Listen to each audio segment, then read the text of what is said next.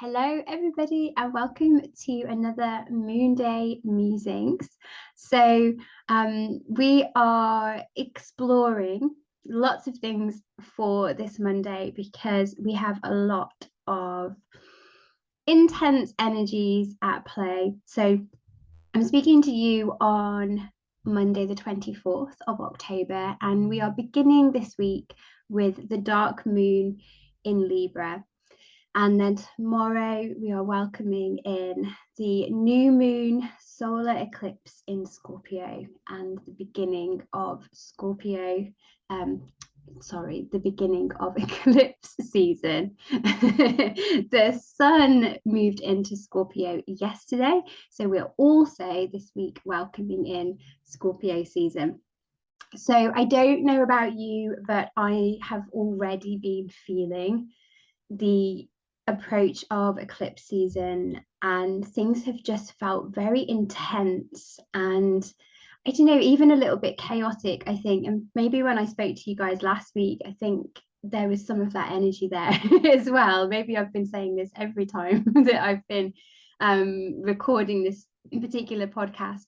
But it was interesting, I had I held a women's circle last night, and a lot of people were kind of reflecting on that energy and that approach of the eclipse season. So first of all, I just wanted you to have a chance really to just notice how you're feeling today. So if you've had a bit of a full-on weekend, if the dark moon has kind of hit you quite hard and you felt quite drained and quite tired and quite emotional, and then you've already been feeling the build up to the eclipse, then I always think at the start of a new week on Monday, with the ruling planet of a Monday being the moon, it is that invitation to just check in with yourself and how you're feeling. And I always really like to start the week with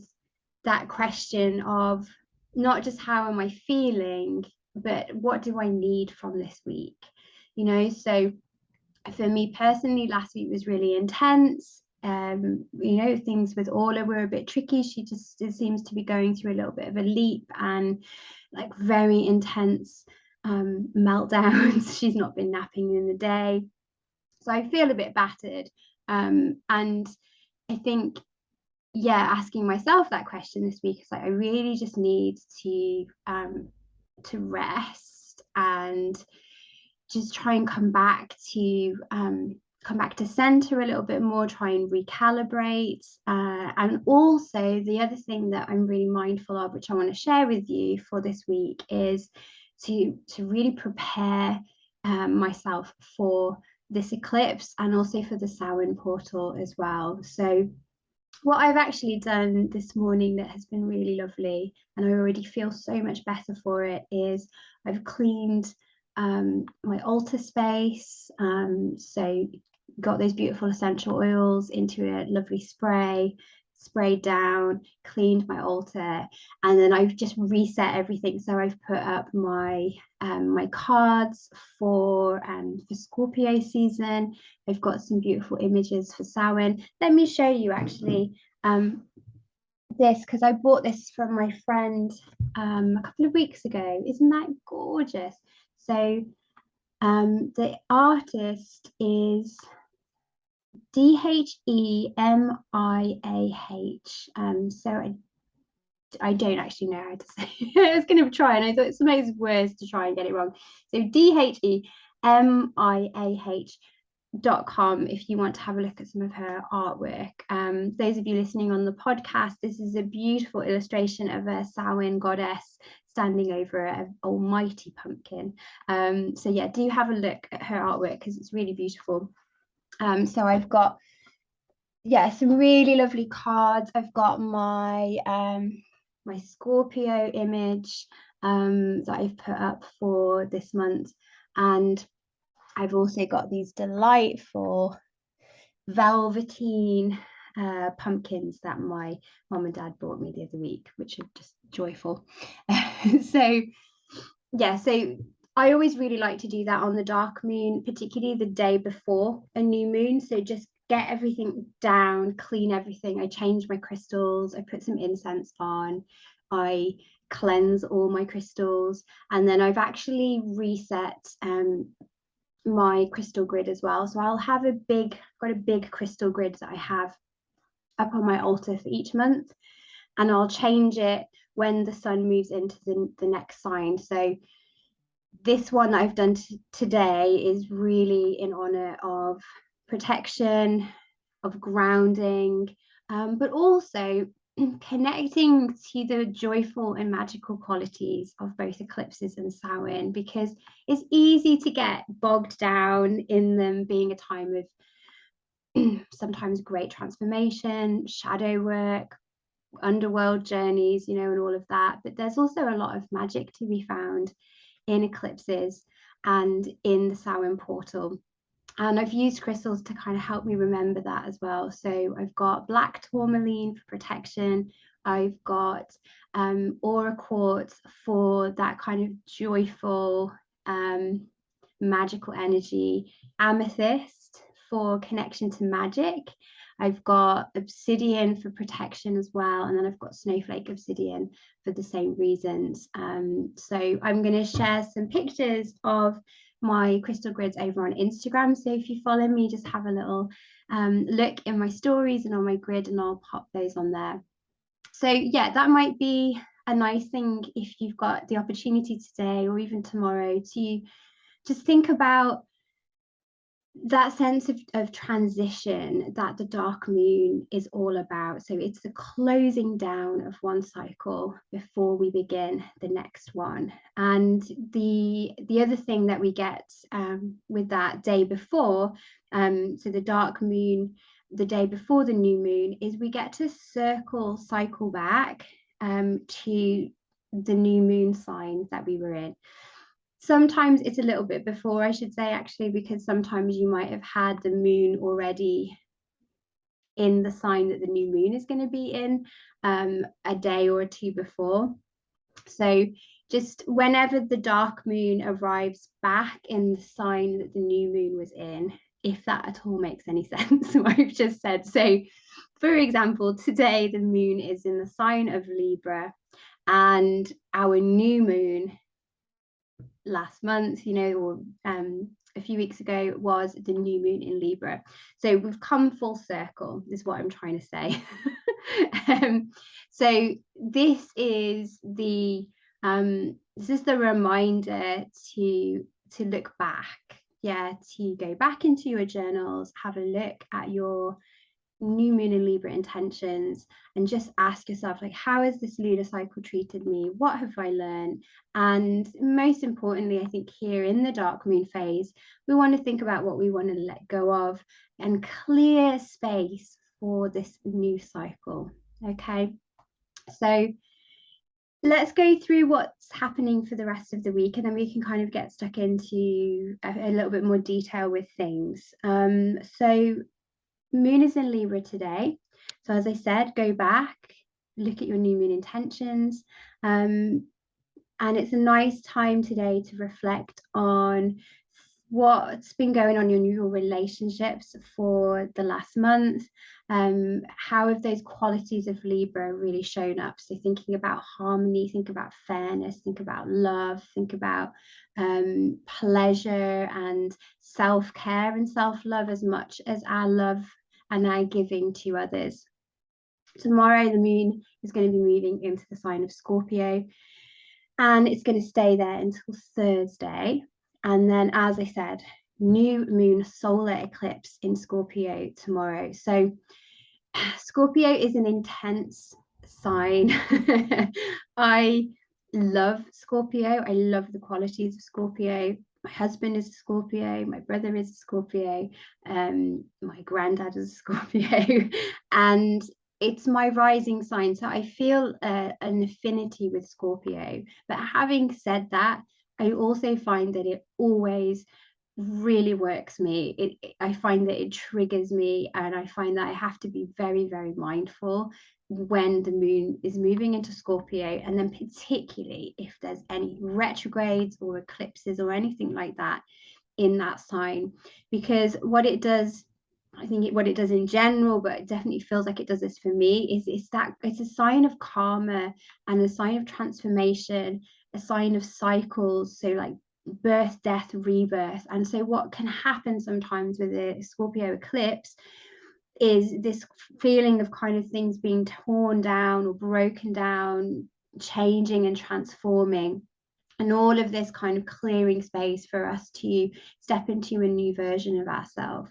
But we don't always like change, and we often will resist transformation. And what I've often felt with eclipses is if you're not going to go willingly, it's just going to do it for you. Yeah. So we may have had intuitive inklings around change, or things perhaps not feeling like they're right for us anymore, and perhaps just thinking, yeah, okay, I've had an inkling of that, but I'm not going to pursue it, or I can't get into that right now, or what will people think, all of these things. And what I'll often find is a retrograde or an eclipse or something where that kind of choice gets taken away because that transformation is coming. So it's got a very kind of dark goddess energy to it, in the sense of, if you think of a dark goddess, if you think of that enchantress energy, these kind of beings that we find in folklore stories, where they look like they're being really harsh or really mean, but they are helping the protagonist change and transform, and go through what they need to come out on the other side a changed and better person. And so dark goddesses they'll give us what we need, not what we want. So I've always said to people, if you're working with particular goddesses who are a dark goddess, these goddesses of transformation, to just be aware of that. If you ask for their help, they will give you their help, but it won't come in the way that perhaps we would have liked it. And they're not going to sugarcoat things for us, and they're not going to make things easy. A really lovely story, and a lovely goddess to work with or draw close to at this time of year is Baba Yaga, and her story, because she's very wrathful, she's very grumpy, and she'll either help you. I read this thing the other day, she'll either help you or she'll eat you, depending on how she's feeling. There's lots and lots of different versions of stories about her, but I recently read a book, House on Chicken Legs, and it was brilliant. And I really, really recommend that. There's Baba Yaga, I think, is in there's a really beautiful part in Women Who Run with the Wolves about her as well. But yeah, do have a look if you haven't explored her yet. She's really wonderful to draw close to at this time of year.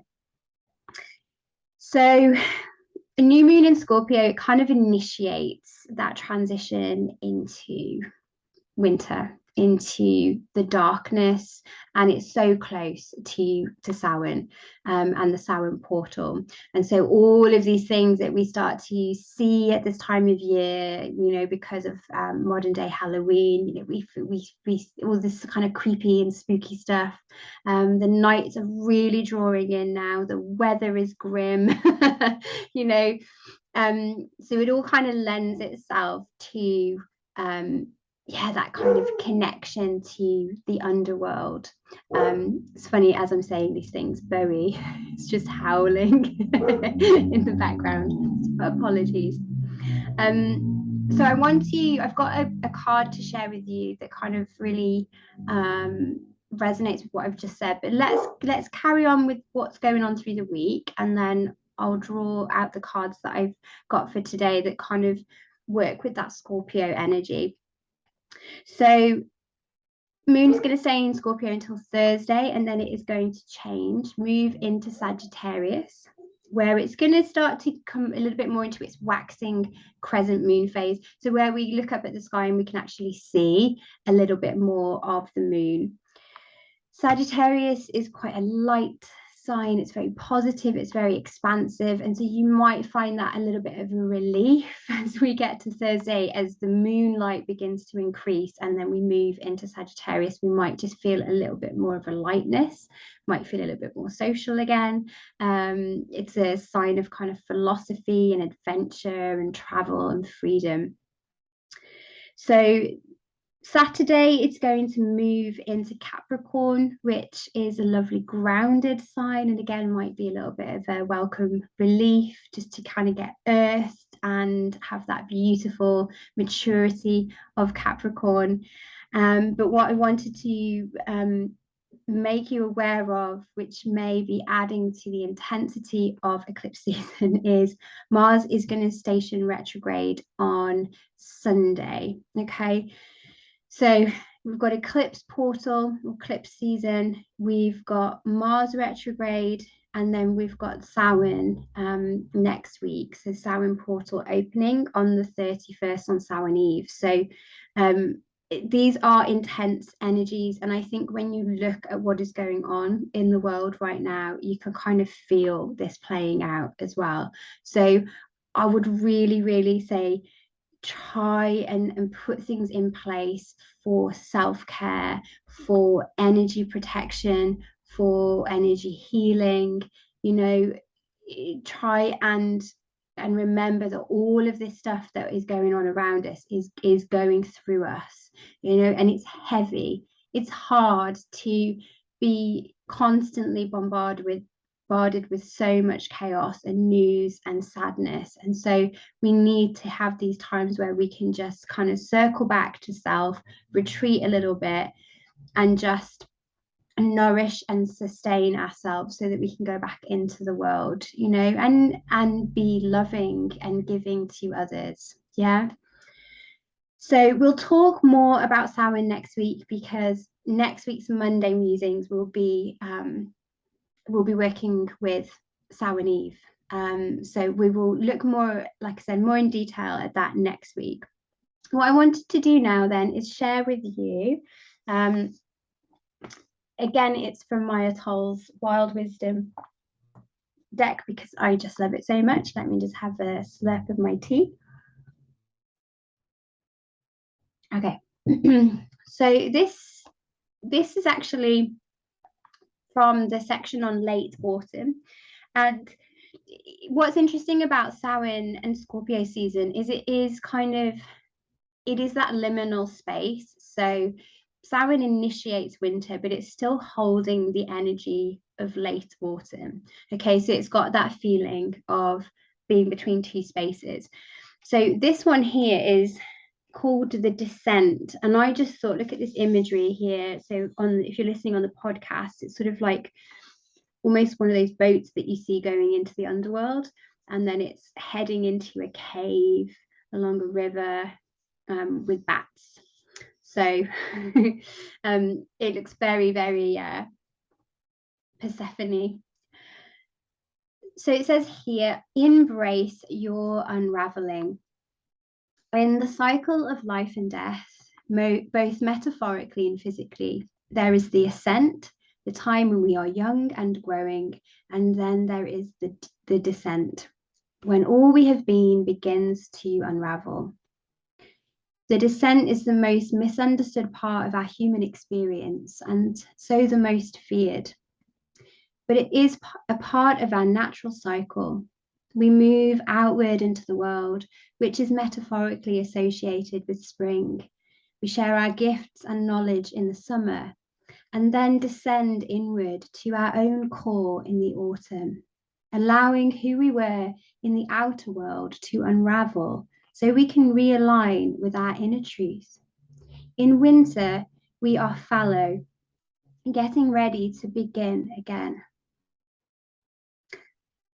So I find that so brilliant for this time of year, because I think that we will often feel the sense of unraveling as we get into autumn and winter, and it can feel a little bit confusing when we've just come from summer and we think, but I was doing all these things and I was so creative, and I I had all these ideas and I was really social, and then suddenly we're not the same person anymore. When we get to this time of year, we perhaps start questioning things, about our experience of the year and what we might want next year. And it can feel a little bit, as I said, confusing, destabilizing, like the ground is being moved from underneath our feet. And I think it can add to a lot of that seasonal sadness that people so often talk about at this time of year. But it's because I just don't feel we're taught to embrace that every year and just go, it's okay to unravel, and it's okay to not know. It's okay to be sad. I think sometimes when we get to this time of year where there is more dark, the nights are drawing in, and as I said before, the weather is grim, there's not so much to do. We can be left alone with our thoughts more. And if we're not aware of that as being something to be embraced, it can feel very confronting. And I think that we, as a modern culture, we don't embrace sadness. We don't allow ourselves time for grief. We don't allow ourselves time to process the things that we've been through. So my invitation to you as we move through eclipse season, as we welcome in a new moon in Scorpio, as we head towards Samhain and we begin winter, is to really invite all of that in. Invite in liminal space. Say to yourself, it's all right to not know. It's all right to feel different to how I did in the summer. It's okay to question things. It's okay to be sad. We don't have to be happy and jolly all the time. We don't have to greet every season and have brilliant new intentions. You don't have to set a new moon intention every month if you don't want to. You can just allow the energy to move through you and to teach you things.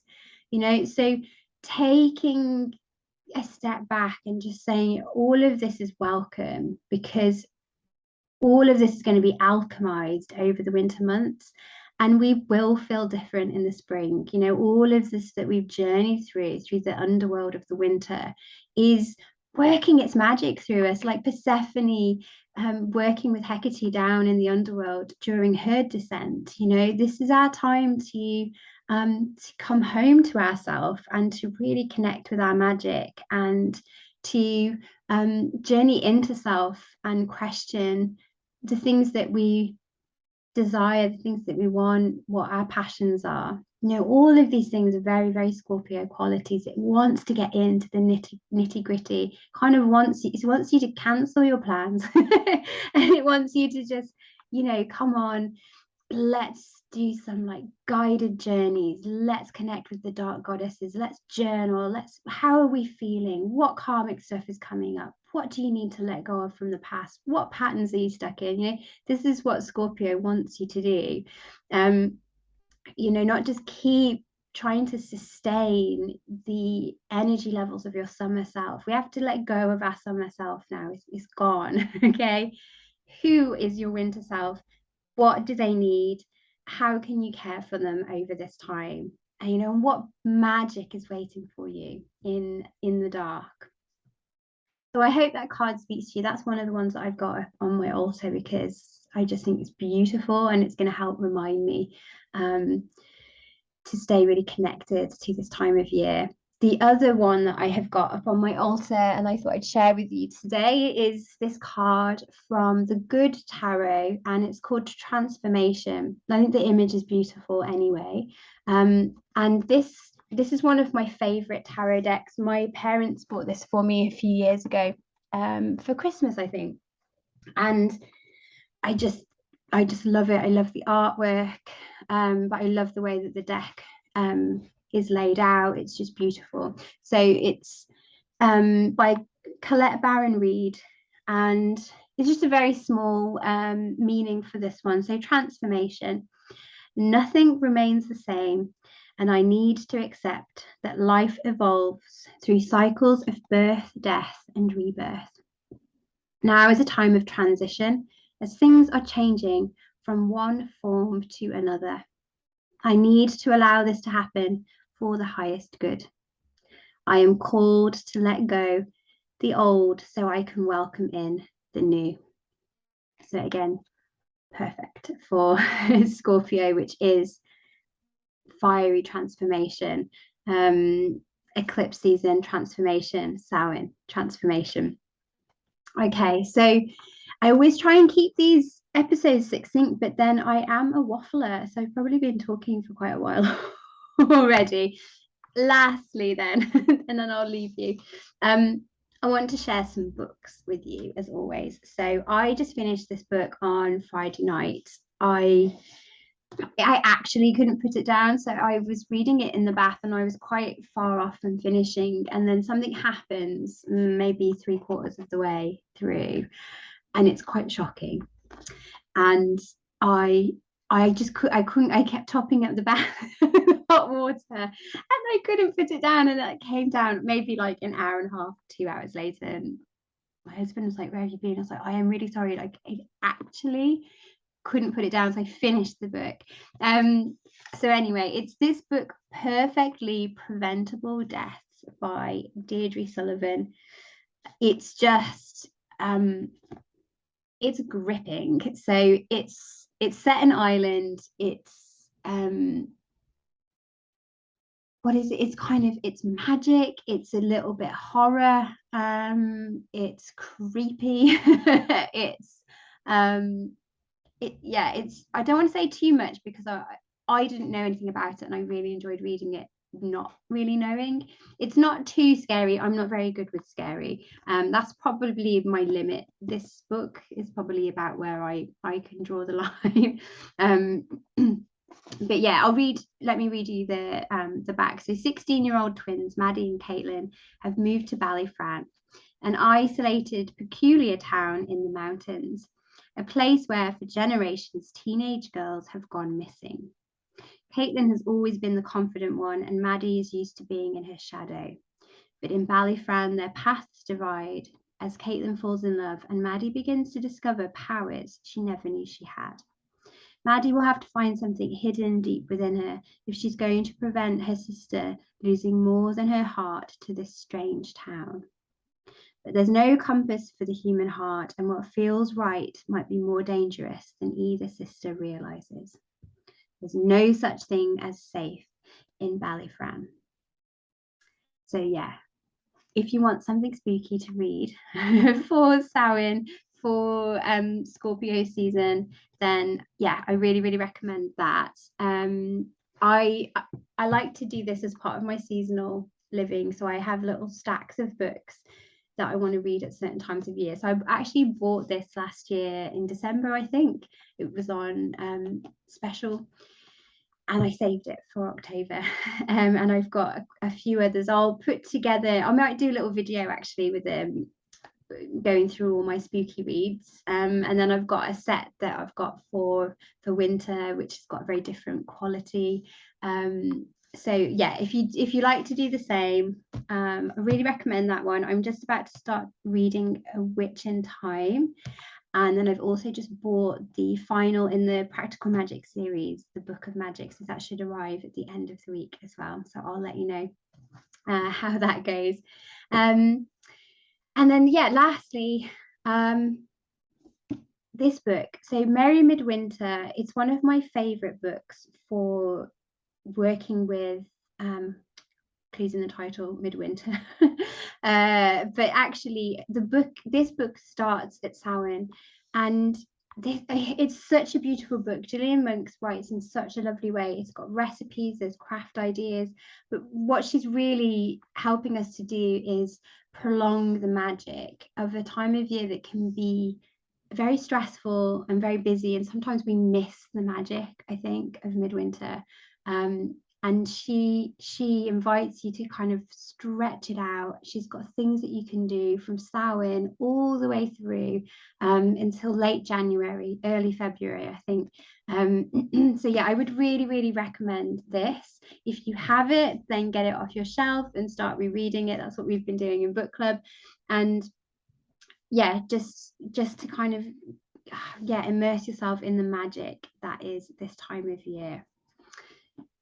So thank you all so much for tuning in. I hope you've enjoyed today's episode. I really do hope that you travel well through the eclipse tomorrow. Just take really good care of yourself, slow down, remember that we're all human, we're not perfect, and that we can't always do it all. So if you just need to just down tools for a bit, remember that the dark moon is really a time of rest, a time of non-doing. So if you feel really uninspired and you don't want to do anything, just know that that's probably just you tuning into the moon, and that it will shift and you might feel really different next week when the moon begins to build again.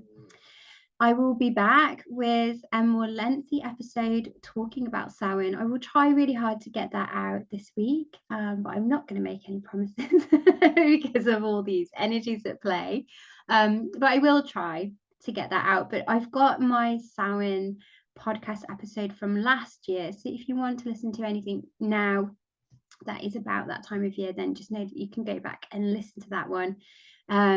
There's also my Sacred Samhain online course if you want to participate in that. It's just quite a short self-study online course. It's $20 US dollars, and there's a really lovely meditation in there. There's a lot about kind of the history of this time of year and traditions and folklore.